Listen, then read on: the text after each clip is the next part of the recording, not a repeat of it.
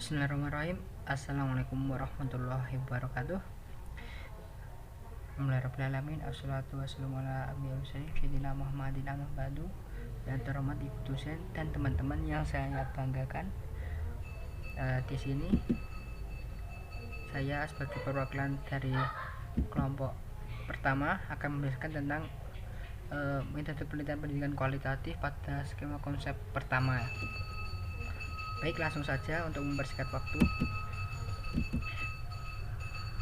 Yang pertama, nama anggota kelompok kami, saya sendiri Arga Putra Pratama, terus Ana Latifatul Munawaroh, Aprilia Ardianti, Arifatin, Alifatul Rifaan, dan yang terakhir Alina Wisnu.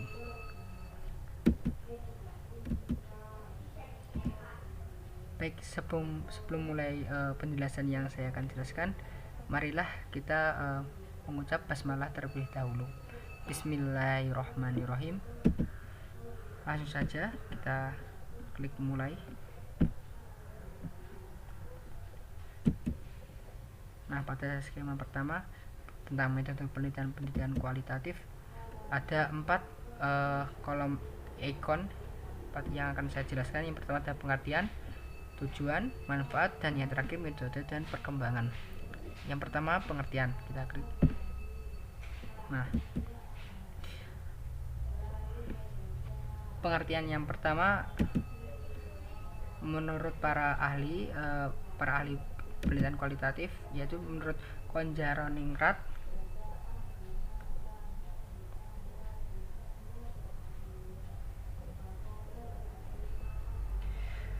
pada tahun 1990 bahwa penelitian kualitatif adalah desain penelitian yang memiliki 3 format tersebut. Yang pertama adalah penelitian deskriptif, kemudian verifikasi, dan yang terakhir adalah format grounded research.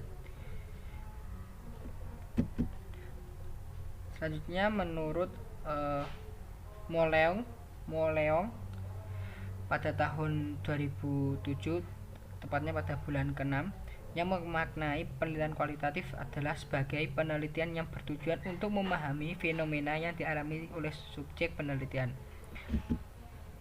Kemudian menurut David William pada tahun 1995, metode penelitian pendidikan kualitatif merupakan upaya peneliti mengumpulkan data yang didasarkan pada latar ilmiah.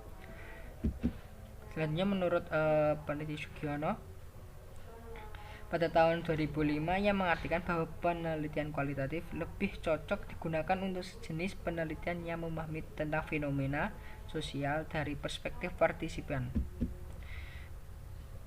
Selanjutnya menurut Saryono metode penelitian kualitatif selain digunakan untuk menyelidiki, menemukan, dan menggambarkan subjek yang diteliti. Kemudian menurut para ahli Button dan Taylor, pada pendapat senada dengan dan Taylor pada tahun 1975, bagaimana mereka mengartikan bahwasannya penelitian kualitatif juga termasuk metodologi yang dimanfaatkan untuk prosedur penelitian yang menghasilkan data deskriptif, atau lebih ke data yang penggambaran yang lebih jelas dan efektif. Yang terakhir menurut ahli Danim, pengertian metode penelitian pendidikan kualitatif pada tahun 2002 mengartikan bahwasannya kualitatif termasuk konstruktif yang beranggapan bahwa realita memiliki dimensi jamak dan jarak dan interaktif. Dari beberapa orang yang di atas dijelaskan terkait metode penelitian pendidikan kualitatif, di mana selanjutnya akan dijelaskan oleh teman. Baik, selanjutnya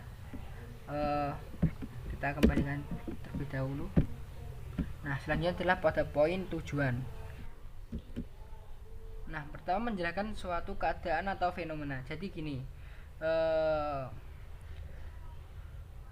tujuannya dari penelitian kualitatif menjelaskan suatu keadaan atau fenomena dengan lebih mendalam dengan melakukan pengumpulan data dan menganalisa data serta teori yang sedang diteliti. Menjelaskan juga dapat diartikan sebagai menganalisa data serta fakta yang sudah digali sebelumnya dalam bentuk analisa yang mendalam dan rinci di mana terkait dengan topik peneliti.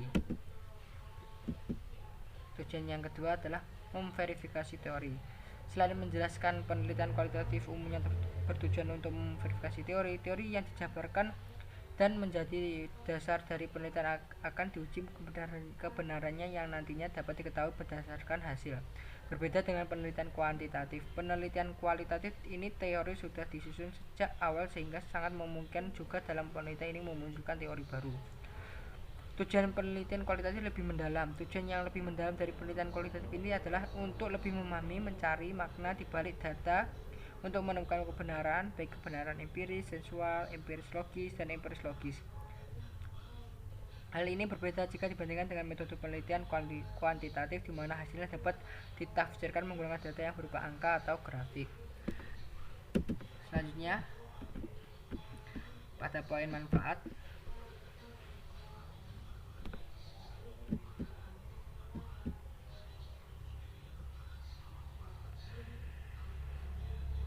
memahami masalah. Penelitian dapat berguna untuk suatu masalah atau informasi yang tidak diketahui atau yang masih samar-samar. Terus manfaat yang kedua adalah memecahkan masalah. Penelitian yang berguna untuk memecahkan masalah adalah penelitian yang dilakukan untuk mengatasi masalah yang muncul di tempat penelitian. Misalnya untuk memecahkan masalah ketidakmampuan siswa membaca Al-Quran, dilakukan penelitian tindakan kelas dengan menggunakan metode Al-Hira atau menggunakan metode Iqra dalam pembelajaran baca Al-Quran.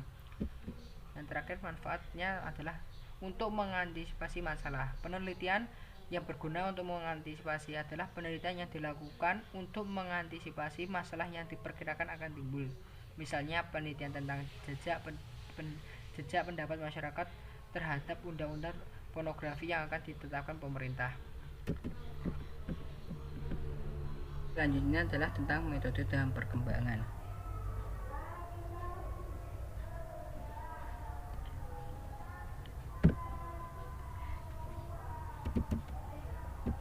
Menurut penelitian kualitatif dibagi menjadi beberapa macam. Yang pertama adalah basic research. Jenis penelitian ini adalah bertujuan untuk mengetahui sesuatu dengan dibuktikan dalam bentuk riset tanpa adanya memperhatikan manfaat bagi masyarakat. Penelitian ini juga dikerjakan tanpa memikirkan ujung praktis. Hal itulah yang membuat mengapa penelitian ini tak digunakan dalam khalayak umum. Yang kedua adalah penelitian etnografi. Ini bertujuan digunakan untuk mengungkapkan makna sosial kultural dengan cara mempelajari pola hidup serta interaksi antara kelompok sosial tertentu di dalam sebuah ruangan ataupun konteks yang lebih spesifik. Selanjutnya metode penelitian terapan. Jenis penelitian ini bertujuan memiliki hasil tujuan yang bukan berupa ilmu baru namun lebih condong kepada aplikasi baru yang juga merupakan penerapan dari ilmu yang sebelumnya atau ilmu murni.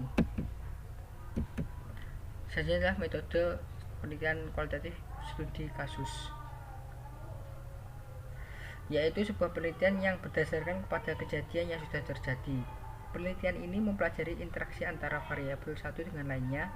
Tujuan penelitian ini untuk mempelajari bagaimana suatu kejadian bisa terjadi secara sistematis pada kurun waktu yang cukup lama. Selanjutnya adalah metode historis. Jenis penelitian ini adalah nantinya lebih menekankan kepada masalah sejarah. Fokusnya ada pada peristiwa yang sudah berlalu dan direkonstruksi lagi dengan sumber data dan saksi yang masih ada sampai saat ini ataupun bukti yang masih ada. Selanjutnya adalah metode eksplorasi. Jenis penelitian kualitatif berjenis eksplorasi akan menekankan untuk menemukan ilmu pengetahuan baru ataupun terapan serta masalah-masalah baru di dalam pendidikan. Selanjutnya adalah metode deskriptif. Jenis penelitian kualitatif berjenis deskriptif. Jenis penelitian yang bertujuan untuk mendeskripsikan atau menggambarkan suatu masalah. Penelitian deskriptif bertujuan untuk mendeskripsikan suatu populasi, situasi ataupun fenomena secara akurat dan sistematis runtut. Selanjutnya adalah Verifikasi, metode verifikasi.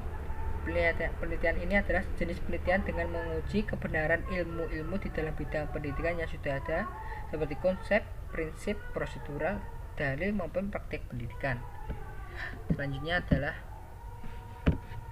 perkembangan metode penelitian kualitatif.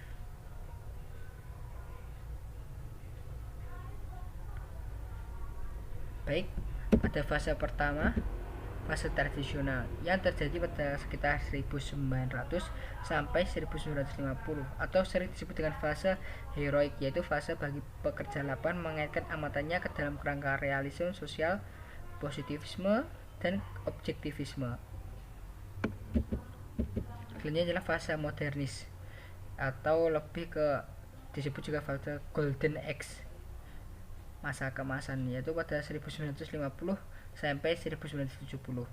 Fase ini merupakan kelanjutan dari fase tradisional yang telah mengalami perkembangan. Perkembangan tersebut terlihat pada sudut pandang para peneliti yang mengembangkan gagasan-gagasan emansipatoris ke dalam berbagai wacana subjek riset. Selanjutnya adalah fase blurred genres, terjadi pada sekitar 1970 sampai 1996. Itu fase ketiga dalam sejarah perkembangan penelitian kualitatif. Fase ini diwarnai dengan pendekatan naturalisme, post-positivisme, dan konstruktivisme. Selanjutnya adalah fase crisis of representation, terjadi pada 1986 sampai 1990.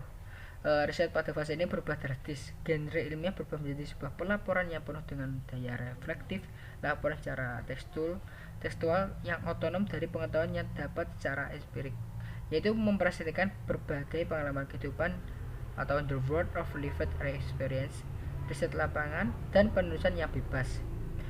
Pemunculan penulisan sebagai sebuah metode. Selanjutnya adalah fase postmodern eksperimental, terjadi pada tahun 1990 sampai 1995, yang mana fase ketika penelitian melakukan respondari atau representasi ataupun legitimasi dan eksperimen praktis.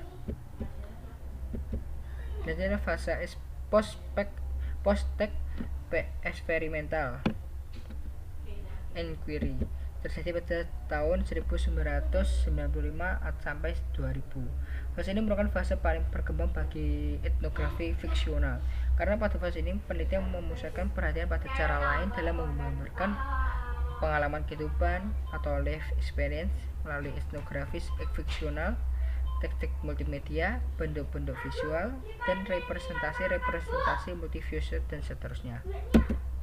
Selanjutnya adalah fase metodologi Kelly, terjadi pada tahun 2000 sampai 2004, yaitu fase perdebatan mengenai kebenaran riset antara pemegang paham tradisional atau konservatif dengan yang berpaham postmodernisme. Selanjutnya adalah fase Imagine Future, terjadi pada tahun 2000. Para ilmuwan sosial pada fase ini memiliki tujuan berbeda, yaitu menekankan pentingnya keadilan sosial di dalam dimensi penelitian yang kemudian melahirkan berbagai keilmuan sosial. Selanjutnya yang terakhir adalah fase Fracture Future. Fase ini adalah fase yang dirasakan sekarang, yaitu fase yang para akademisi bekerja sama dalam kerangka praksis politik yang melahirkan inovasi baru dalam orientasi etika, estetika, dan teleologis yang mengglobalisasi dunia.